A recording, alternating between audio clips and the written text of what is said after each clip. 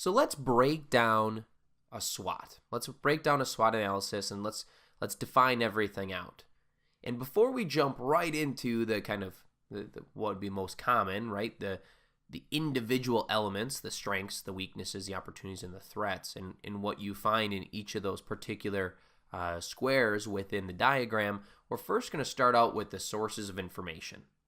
This is going to look very familiar to you because we've just talked about the internal and the external influencers. So now let's go through and let's identify what some of those are.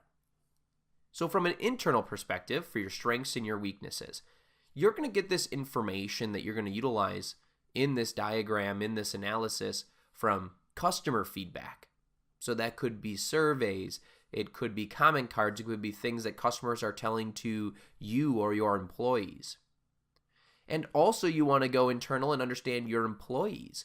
So you want to do an employee survey and understand what are their trials and tribulations, what are their thoughts and feelings, what are some of the things that they feel they can do really well, they're set up really well to do, or things that are holding them back. So there's really the two places that you'll get the source. Those are the two sources of information from an internal perspective, so for your strengths and weaknesses. And what you're going to do is you're going to understand what are the capabilities that we have? What can we do and what sets us apart from our competition? What do we do really well? What do we need to work on? What don't we do so well? From a resources standpoint, do we have some resources that have some skills, some techniques, maybe some technology resources that can give us a leg up? Or maybe do we lack that in comparison? Do we have some weaknesses where we aren't able to execute as well as we hope? Or maybe that we just don't have enough people to be able to do everything that we're trying to do as a company and kind of spreading ourselves thin.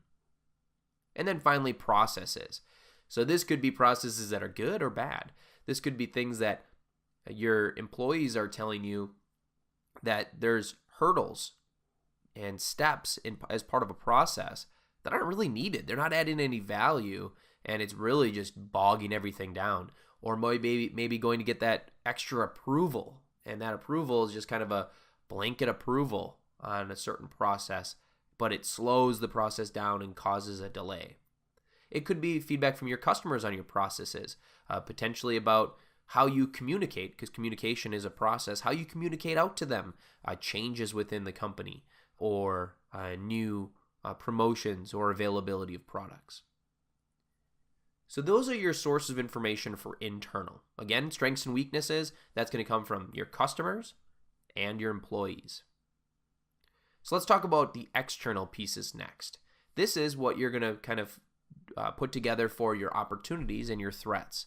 So the first thing is the market and the ecosystem. So understanding your industry. Is your industry growing? Is there certain things that are going on in your industry that are kind of changing the way it works? Right now, kind of think of truck driving.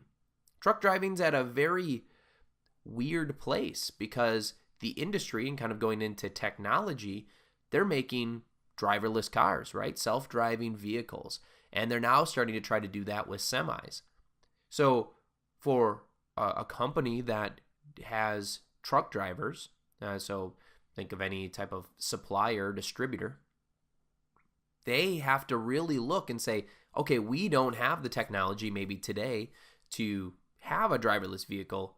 Do we need it? Is that a threat to us? Are these other companies going to be able to do things faster, cheaper, be able to run the trucks all 24/7 because now you don't have to worry about the truck drivers going over their allotted hours or miles, whatever the case is, and they have to kind of go to sleep and that type of stuff. So it helps you to understand what are those opportunities, what are those threats based on your industry and the technology, basically the market and how things are going. The other source of information from an external perspective are third parties. So this could be your competitors. What are they doing? Maybe you have a new competitor that just jumped in the market that's offering a product that's superior to yours. It's just better.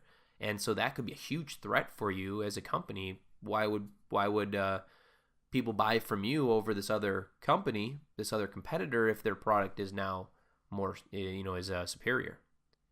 It also could include government or other agencies that put restrictions or certain guidelines in place.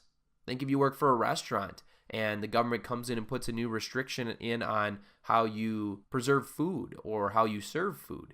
Well, that's going to change, and that could actually be a threat or an opportunity for your business to be able to take advantage of that.